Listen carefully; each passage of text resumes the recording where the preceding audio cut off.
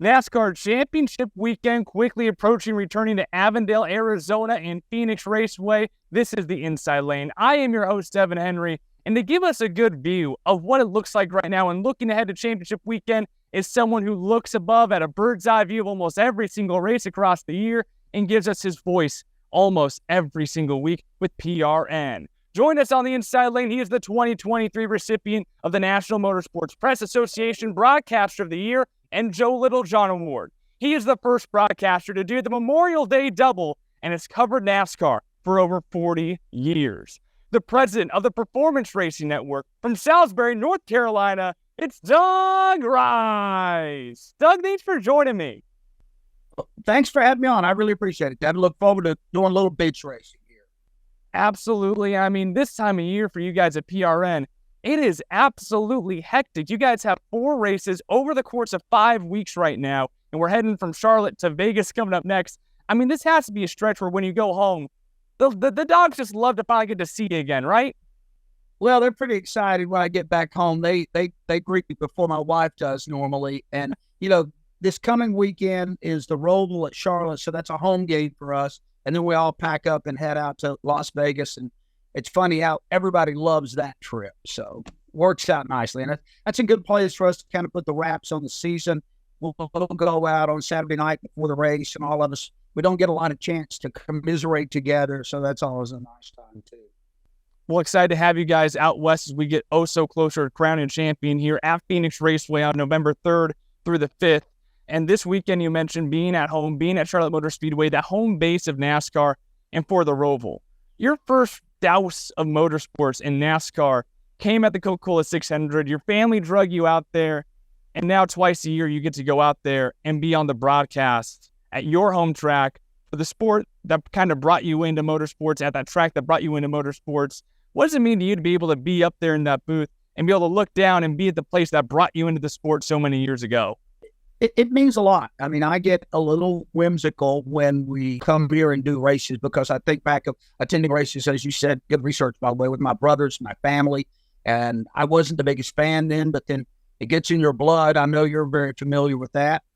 And, 40 years later, you've covered a lot of Coca-Cola 600s and fall races here. I really like the ROVAL approach. I think it's smart. Instead of just having a shorter version of the 600, you've got a totally unique race.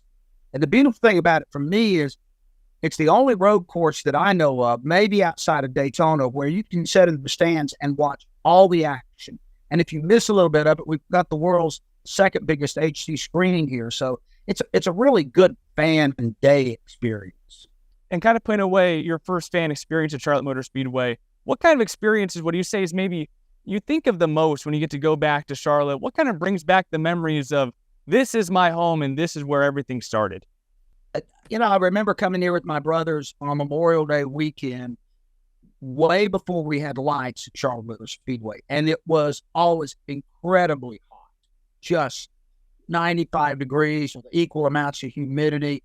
And you just wondered how you were going to make it through the day. I remember one year sitting in the stands, and we all started cheering when the Goodyear blimp got between us and the sun. It cooled us down a little bit. I saw some great races. I was in the grandstands when Benny Parsons outdueled Darrell Waltrip, kept him from winning 3 in a row, and that was really dramatic.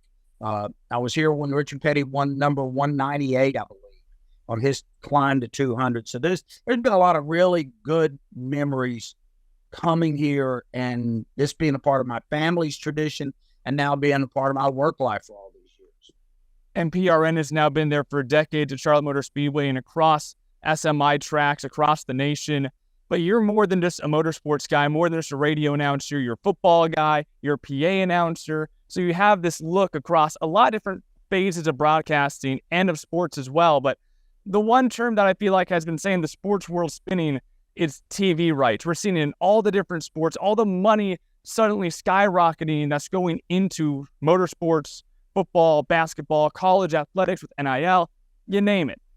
But how do you continue to emphasize the importance of radio and what you do in today's TV rights landscape and that media landscape that is, and in particular in the world of NASCAR? Well, our biggest growth area has not been terrestrial stations over the last few years. It has been NASCAR has a dedicated Sirius NASCAR channel, Channel 90, which is where our P1 listeners are. If you want to keep up with NASCAR, you have a Sirius subscription. Everything we do is also available on our app. It's free. There's no subscription wall, or you can get it off NASCAR.com. So there's a lot of ways if you want to listen to the broadcast to do it. And as long as people are in their cars, there's going to be a want to listen, because you can watch television in your car, but you shouldn't. And that's always going to be, I think, for all sports on the radio, that element of it. And there's sometimes people on Saturdays or Sundays are doing other things and they can't be engaged with the television, but they can turn on the radio or listen over their phone or their iPad or whatever other device. And we have a lot of people that listen to us and turn down the television because we're more, I feel like, emotionally engaged. And sometimes as a broadcaster, we've got to be more emotionally aware than the TV people because we can't rely on pictures. And in terms of racing and your job, I mean, both are all about adaptability. They're both about making adjustments on the fly, making changes to what you do. You've been covering the sport for 40 years. You've been on the radio for over 3 decades now. In what ways have you adapted? Have you had to change on the fly to continue doing what you're doing at a high level? Well, we have more technology at our disposal. When I was first doing this, we got handwritten notes from somebody that was tracking scoring, and we got an update every 10 laps. Well, now we have instantaneous scoring that lets you know position changes during a lap and best lap times. And all of that allows us to broadcast better. The equipment that we have is so much more flexible. When I was first starting, pit reporters had to go and plug into a jack on pit road to do a report. Well, we don't have to do that now. We've got wonderful wireless gear. We're hardwired in the turns. The technology has made it a lot easier. What still makes a good broadcast is what's always made a good broadcast, and that is painting that word picture and transporting people who are riding down I-85 or working in their garage or they're out on their bass boat, and you get them from there to, in their minds, they're at Charlotte Motor Speedway, they're at Las Vegas or Indy. And once you do that, that's mission accomplished. Once you get people visualizing what's going on, then you've been successful. I feel like everything on top of that's gravy.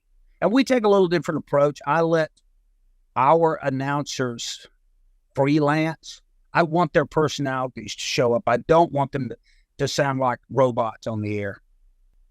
And it feels like the visuals in person have changed so much too now with these next-gen cars. I remember seeing them and hearing them for the first time at their last test before the Daytona 500 last year at Phoenix Raceway and going, this is a completely different form of race car than we've ever seen in stock car racing. Now that we're almost 2 years through, how have you seen this next-gen car and how the drivers have had to adapt to these change how this sport is not just looked upon, but of course, how they race on the track?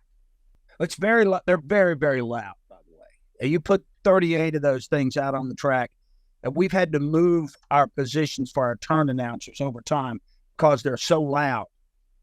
We've had to get them further away from the racetrack. So that's been a big part of what we do. This is still, these cars are incredibly safe. As you saw, Ryan Preece tumbled down the track, and Joey Logano's had some nasty wrecks this year. Ryan Blaney ran into a wall abutment.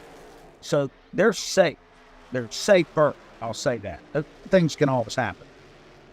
They still have some work to do to get them to race better on short tracks.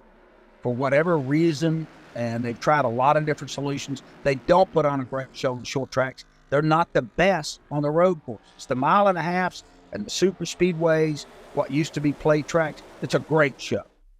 And to make them great on one type of track, you're going to lose something on the other. And these cars are pretty much identical. Now, that's not saying a car that comes from Rick Hendrick is probably better prepared than one that comes from Live Fast Racing. But it's the same pieces because they have to buy from the same suppliers. So there's none of the tricks that you used to be able to do that you can do now to these race cars. They are as similar as possible. And before I let you go, got to talk about what's going to happen here November 3rd through the 5th at Phoenix Raceway. NASCAR Championship Weekend is back. We're going to be back again in 1 year's time for another championship race in the desert. But what have your thoughts been like? Of course, you have that bird's eye view of not just the track, but seeing the fan interactions, the new infield from the past couple of years now. How have you seen this track as the championship host for the past couple of years and potentially even further into the future now? I think as a fan amenity track that it's exemplary. They really changed the fan experience. They spent a lot of money, so they better have gotten it right. And they spent a great deal of money to really improve that situation. You can't forecast who's going to be in the Final Four. I feel really good about William Byron. He's won a half dozen races this year, and the young man's he's really come into his own. I think he's going to be there, and this may be, feel like I'm talking about the Buffalo Bills. This could be the year. This might be the year that Denny Hamlin wins the whole thing, because I think he's finally comfortable being Denny Hamlin, and he doesn't care if he is irreverent or what he says. He's comfortable in his own skin right now because he's not as concerned as he was. He's not as nervous. So those are two that I feel like almost locks to get there. But it's been a strange year. The defending champion got knocked out in the first round. Joey Logano, nowhere to be seen. Kevin Harvick doesn't advance out. And being a past champion, even the defending champion, doesn't guarantee you anything. And we cannot wait to see exactly what four drivers are going to fight for that championship here at Phoenix Raceway on November 5th. But before then, we head to Charlotte Motor Speedway at the ROVAL. You can listen to Doug Rice and PRN on the airwaves this weekend and next weekend as well at Las Vegas Motor Speedway. Doug, I appreciate your time. Have fun these next couple of weekends. And it's going to be a little chilly, I guess, in Charlotte coming up this weekend. Don't let that fool you about what Las Vegas is going to feel like when you come out here to the desert. Compared to what we hit in Texas this year, which was 172 degrees in Charlotte this weekend, is very welcome.